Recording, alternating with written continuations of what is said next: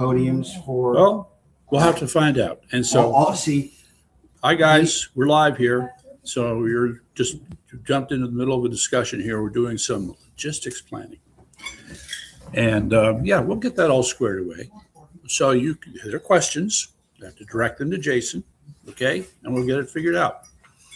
And the same thing, I wish we could say the same thing about the rest of the world. Just direct your questions to the right person and every problem will be solved, but it doesn't work that way. So, hi guys, this is a little bit different. Normally you get a treat with Jason and I, and sometimes Alan weighing in. But tonight I'm using this platform for good old Yankee T News Monday night broadcast. We're a little late as usual, but here we go. So, we just mentioned the op-ed. Connecticut has a very serious problem right now, probably more serious than we've seen in years, with a legislature that is indistinguishable from the British Parliament. And I am referring to the British Parliament of the late 18th century, the same Parliament that passed what we called the Intolerable Acts, one of which led, of course, to the famous Boston Tea Party. Well, in Connecticut, this legislature is passing a series of laws every bit as tyrannical, every bit as intrusive, every bit as coercive as what the British Parliament did, okay? They may have different objectives, but it's the same problem. So if you go to yankeet.news, you'll find my op-ed on the Intolerable Acts of Connecticut. So that, of course, would be their effort to regulate homeschooling in the most destructive way possible. That would include yet another attempt at limiting people's rights to use guns. That, of course, would include taking away your medical rights. And there are other goodies. And it's all there in the op-ed. So now that I've got that out of the way, I wanted to move on to the other good stuff. Okay, where do we start? We saw this failed assassination attempt the other night at the Correspondents' Dinner in Washington. And I think the part that has more people confused and amazed than anything else. Hi, guys. Hi, guys. How you doing? All right. All right, so just in the middle of the broadcast, but she'll get settled in. It's Carola and her friend, her helper. What's your name, by the way? Beatrice. Beatrice. Nice to meet you. Thanks. Yes. You good? Okay. Yeah, closer? All right. So, as I put the sweater all right. behind you. A moment as the audience gets settled in here. All right. Right. Okay. So the thing that is most disturbing was to see how the assassin made a run for it. Right. He sprinted past the so-called Secret Service standing there providing protection. Now, you have to remember there are layers of protection, and he didn't get very far. He shot at an officer wearing a vest. He survived. This is good. Okay, but he is not. All right, so we've caught this guy. And what have we learned? Well, before I start to talk about the things that we've heard about, I want to mention that Kash Patel didn't waste any time getting up in front of the audience and reminding America, don't worry, we're going to get to the bottom of this. I'm going to give you all the information. We're holding nothing back. We're going to scrape out every little piece of information about this creep who tried to kill people. We're going to do our job. Kash, I think you're kind of pushing it a little too hard. Are you a little insecure about what you're doing, that you have to give this kind of loud reassurance to the public? I'm a little confused. All right, but this is what he did. All right, now, although I don't know if he has yet shared the following. Okay, did you know that there is a Los Angeles prosecutor who's a good buddy with the assassin and his family? Nothing like having a prosecutor as a friend of the family. Yes. So we put that link up there again, yankeet.news. You got to go there to read the article. Too crazy. But of course, let's talk about the big thing here. And I got at least one instructive lesson to add. What's that? What's the matter? One instructive lesson. That's right. One instructive lesson. And it's a good one. Hey, Wilm. All right. Okay. Join the party. Join the party. Okay. Yes. Carrie Lake and others were pointing out how lax the security was. People were being waved through. Their IDs weren't being checked. Bags weren't being checked. Talk about sloppy. Okay. But that was our Secret Service hard at work. Dare I say that it has a funny ring. It might remind you of Butler, PA a little bit. Just saying. In fact, the security at Butler, PA was probably better than at this event. And the other point you got to keep in mind is, as lax as the security was, you had virtually all of the top layer of management in the federal government in that room. To have that level of significance or leadership and to have such poor security behind them is unacceptable. But in the spirit of unacceptable, I'm going to throw something in. As we bitched and moaned about what happened in Butler, PA, we noted that there were certain members of this Secret Service that probably shouldn't have been there. First of all, what was her name? Cheadle, the head of the Secret Service back then? Jill Biden's good buddy? Sounds like it, yeah. Yeah, Cheadle. Okay, this woman was totally incompetent. She had no business being there as the head of the Secret Service, yet there she was. And yes, she was causing more trouble than it was worth. However, in addition, there was that guy with the buzz cut. I don't remember his name. Was it Baker? Anybody remember the name of the number 2 guy? But he took over temporarily. As suspicious as the day was long. That's just me, okay? As suspicious as the day was long. Okay. The nature of his testimony afterwards was less than reassuring. That's putting it nicely. Okay, so we have those two people, and in the aftermath of Butler, it was obvious that these people were poorly trained. It was obvious that Trump was being given short shrift in terms of the types of people that he needed to have there. Okay, all this is going on. Now we fast forward to the day, and it's a different version of the same thing. All right, so now let me tell you the story. Once upon a time, a long time ago, I used to run a health food store.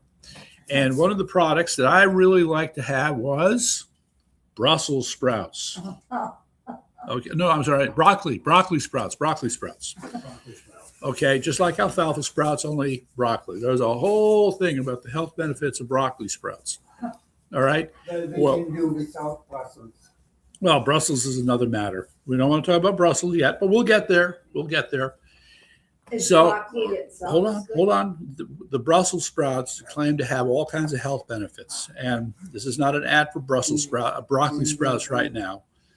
But let me just continue in my point. All right. So I discovered a company in Bridgeport that actually was the manufacturer of these broccoli sprouts. And so I went over there, I visited them, I saw their whole layout and how they did it. Big drums with water turning and sunlight and all this stuff. Okay. So the guy there tells me a little story. By the way, sir, I want to tell you how good our broccoli sprouts are. We had a visit.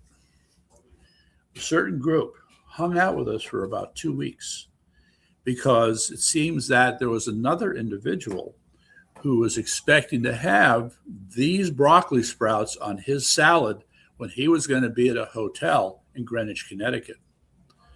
The gentleman's name at the time was President George W. Bush.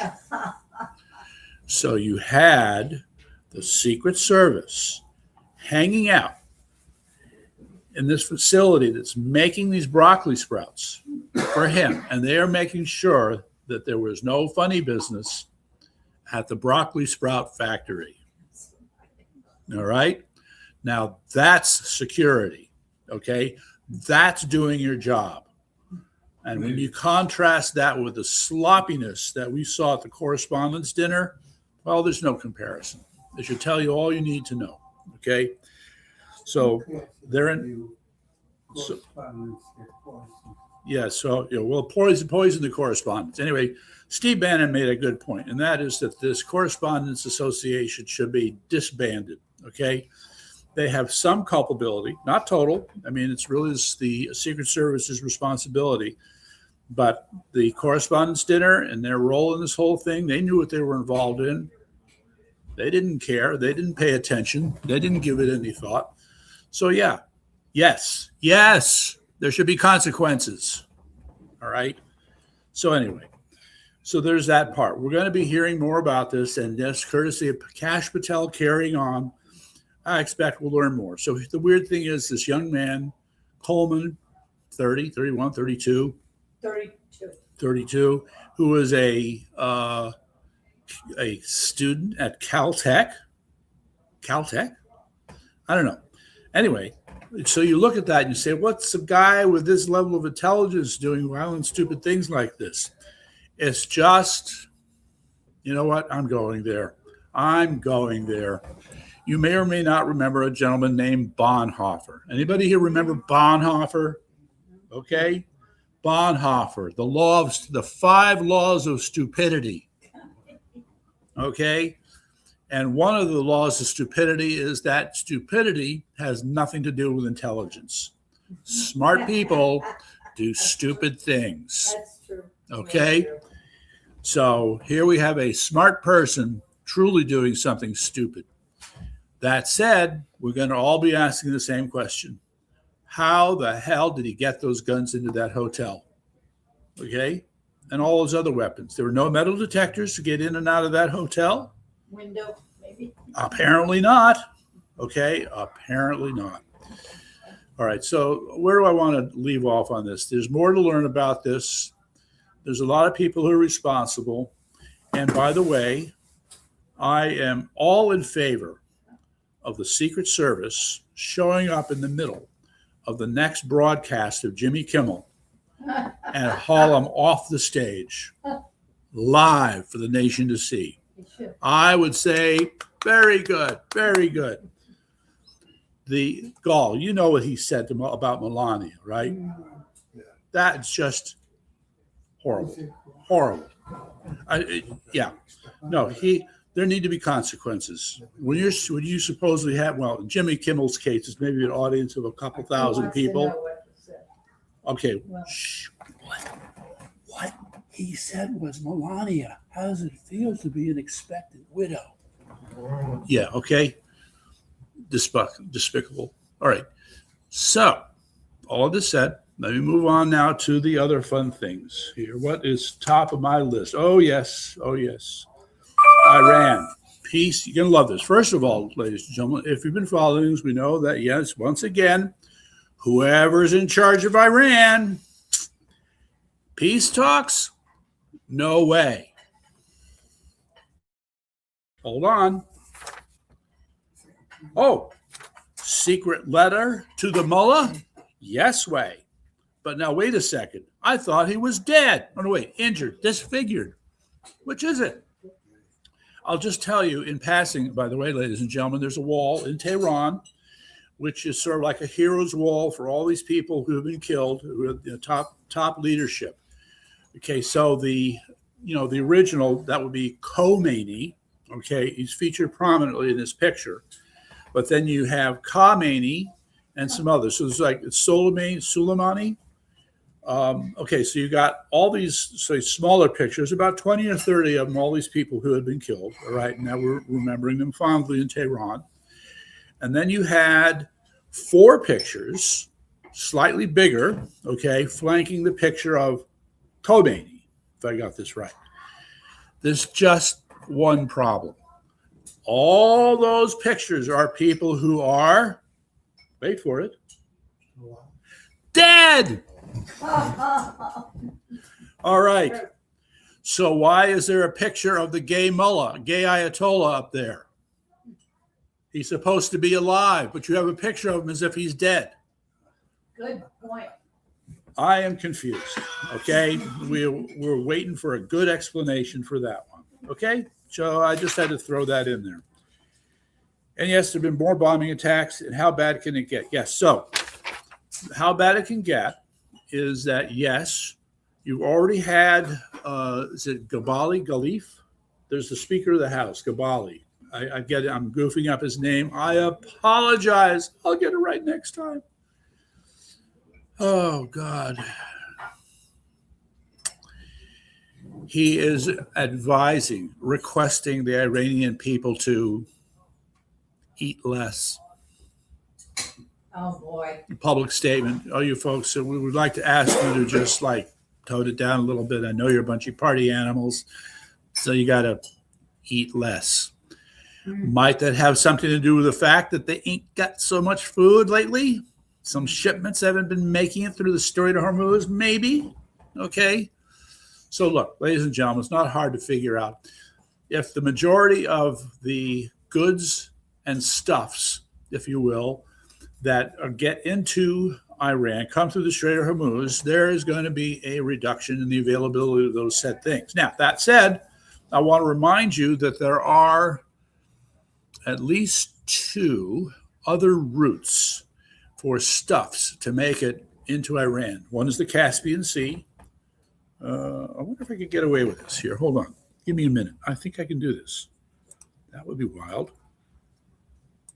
Let's see. Where did it go? Where did it go? Bear with me. I might be able to do this. This would be wild. No, not there. Not there. Hold on. Okay, there it is. There it is. Let's see. There it is. There you go. Okay. So you should be able to see the map here of Iran. It's a topographic map, full color. It's a piece of work, let me tell you. Yeah, more stuffs. What about more stuffs, Mr. Stuff?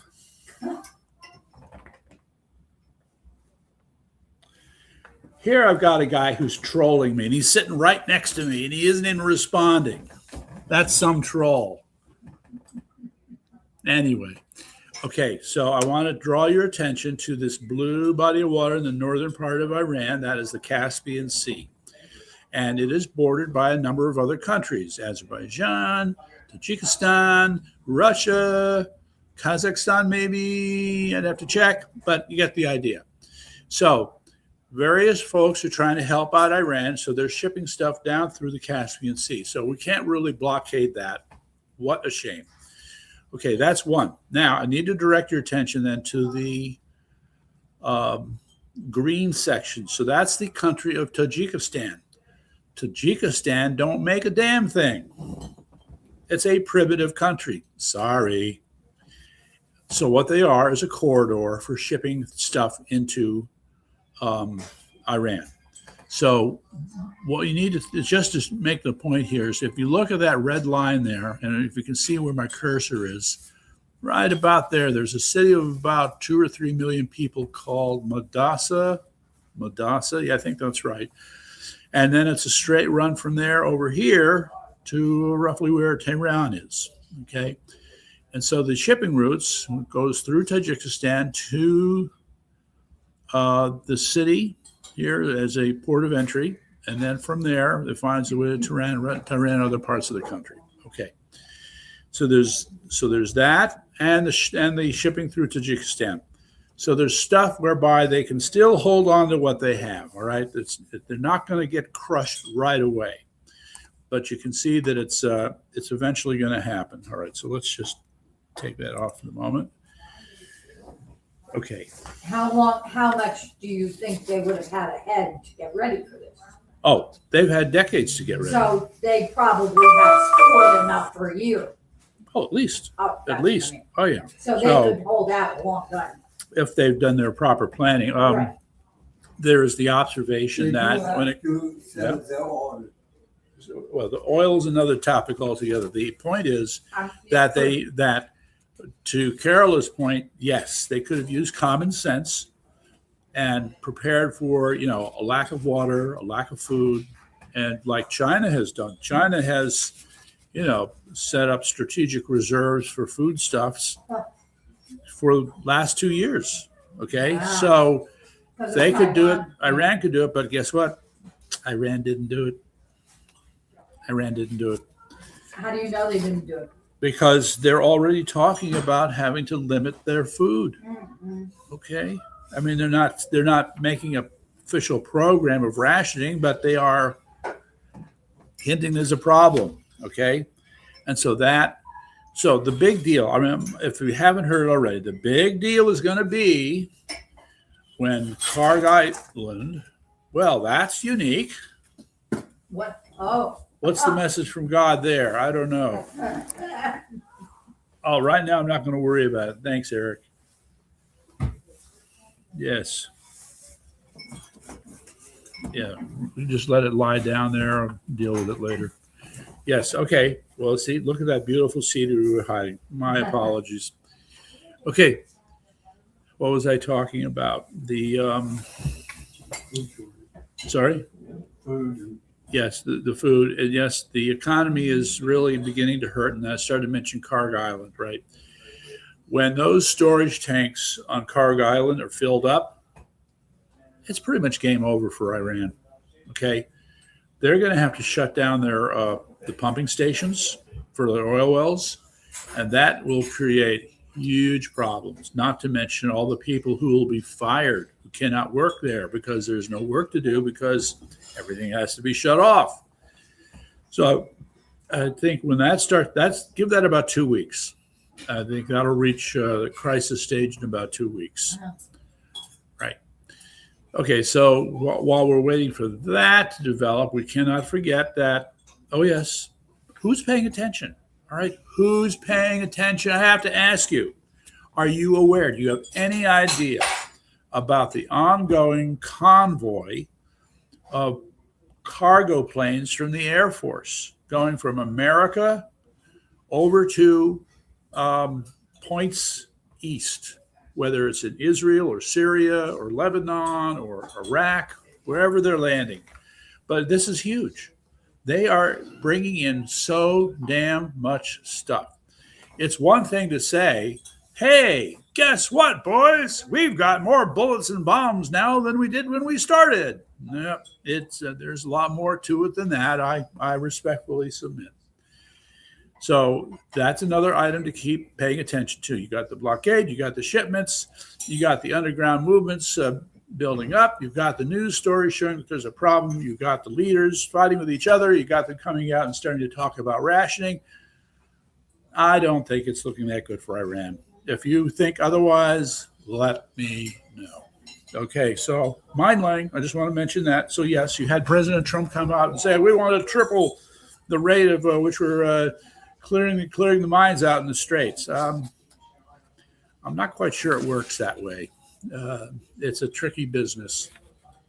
In any event, I got a mine laying article up there. And, it's funny. All this talk, first of all, let's just back up a little bit. There was very little talk about mine laying and trying to clear out mines. But then about 2 weeks ago, let's say, or less, all of a sudden, it became a serious issue. Gee, where did that come from? Now it becomes a serious issue. Now what happens in terms of a public announcement? Oh, it looks like it's going to take us 6 months. Oh, how about longer than 6 months? In any event, but let's be clear on this. You can clear out the mines, all right, or you can clear out just enough mines to make a safe shipping lane which people can go through, and then you can keep working on the other areas at the same time. Just saying. So we'll see how that goes. Ukraine and Russia. I've started to say there's not enough information about what's happening in Ukraine and Russia, so I'm trying to fill in that gap a little bit. The big thing is I'm surprised. Let me put it to you this way, ladies and gentlemen. I've got my sources. That's right. I've got my sources. That would be Professor Gerdes, who is, you might say, pro-Ukrainian. I've got Military Show. I've got Paul Warburg, who is definitely pro-Ukrainian. And then I got a few others. And when I listen to them, there's this picture that kind of comes across with respect to what's happening. And there's nothing else. The normal outlets, not the New York Times, not the Washington Post, not Fox News, not Steve Bannon, nobody, for whatever reason, seems to be giving this Ukraine-Russia conflict much attention. Have you been hearing much? Nope. Have you been hearing much about Ukraine and I Russia? did see the reports which come out each day about Yes, the action, which is a status report. yes, According to him, the Russians are advancing slowly, yes, but surely, yes. So that's basically what we've heard. But then counter reports about Ukrainians taking some territory back, and yeah, it goes on. I'm not going to get into the details on Ukraine and Russia right now. It's just I put up two links. One is about Ukrainian strikes, and then this ongoing competition between interceptor drones and the Russian drones, which are called the Geran 2s. I think that they're like the Shahed drones. I'm not sure, but yes, go check them out. Next thing I need to bring up. they made a raid with about 1,000 drones just a few days ago. Okay, well, it's just, I think of it as a shifting battlefield. You have both sides racing to scale up their production. And at the same time they're scaling up production, they're trying to keep modifying and improving the drones that they have. So, okay, wherever it takes you. Meantime, I'm just picking on California here, ladies and gentlemen, but you know, and I know that there's this deeper problem involving fraud in America, okay? All right, so if I want to use Minnesota as the starting point with all the fraud that was found there, we can do that. But now you go to California, and now we find that the scale of fraud there is far greater than in California. But then we begin to find out that a vast number of NGOs are guilty of fraud and lung capacity and other all throughout, not just the country, but the world. And so when it came to the world, we first learned about it courtesy of Doge when they had dipped into USAID. Now, USAID will have to undergo a transformation, but that's another discussion. But yeah, so I put up these links, and it's just what a mess. I mean, we as citizens who want to be informed, we care about this country, and we want to see honesty, integrity, and all the things that are done. What are we to think when we look at something like this? Okay, I don't know. But anyway, the links are there. Please read them. Meantime, how about the latest fraud? Are we ready for the latest fraud? That's right, the Southern Poverty Law Center fraud. And by the way, before we get into all the lovely things they did, anybody care to guess how big the bank account is for the Southern Poverty Law Center? Try $800 million. What the hell? What are you doing going out having to lie and pay people to run these fake protests and other things in order to raise money when you've got $800 million in your bank account? I'm not following this unless there's a whole PSYOP, public image kind of thing here. Maybe somebody would like to explain it to me. Doesn't make sense. And so here's the best part. All this bad news breaks about it, the Southern Poverty Law Center. So what happens now? They're advertising for a new CEO. Now, wait a second. So you're telling me after this public embarrassment, after you've been exposed with 11 counts of fraud, when you should properly close your doors, instead you're looking for a new CEO. I'm not following that. Okay, that's hubris. That is hubris.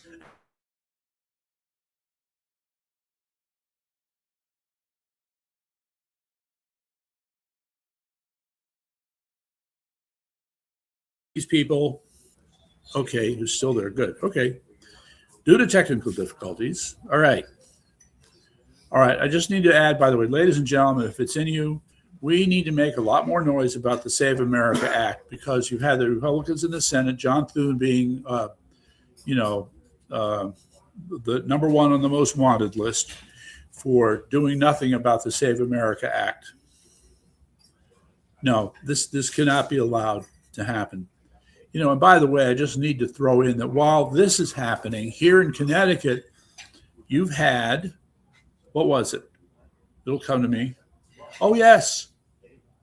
There was a referendum a year or two ago calling for the state to have what are called no excuse absentee ballots. Well, no excuse absentee ballots are indistinguishable from mail-in balloting, which is supposed to be illegal. But hey, it's Connecticut. It's Connecticut. It's corrupticut. And yes, so they passed the referendum, and now they're working on passing the bill. So using these no excuse absentee ballots, which are really mail-in ballots in disguise, will be made law. Ain't Connecticut great? All right. So I'm almost done here. Stay with me. Stay with me. Can't leave yet. Stay. Okay.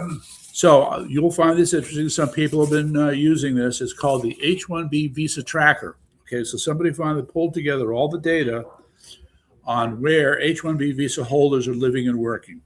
And as an adjunct to this, I didn't put up the link for this. You had the video clip that was on, I think, the Liberty Daily about this woman who, shall we say, was getting into it with this gentleman who was running a food truck. An Indian guy running a food truck who happens to be an H-1B visa holder. So since when are people who are supposed to be techies running food trucks? All right, so it's okay for an H-1B visa holder not only take away the job of a technical person in America, but also take away the job for a food truck operator. No, this is a deep mess. Anyway, there's a historical note I wanted to share with you, which I think is very cool. So, a history of gun ownership in America. Somebody compiled some records on gun ownership, in this particular case, during the siege of Boston in 1775. And basically 25% of the people who lived in Boston owned guns. All right. So you can imagine what kind of guns those were, but they owned them. So there's an extensive pattern of gun ownership. And there's other historical data showing, like down in Williamstown, is that it, in Virginia? I think even higher gun ownership back in the 18th century. There he is. You got a haircut. A long time ago. All right, Tina Peters. I wish I could say more about her right now. There is just nothing to report because of these jerks. But if you go there to the website, you will find a very fascinating piece on what we'll call election fraud, because, that's what she's all about.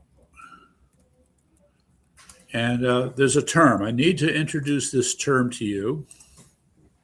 It's a very important term. Parallel lockstep motion. That's right.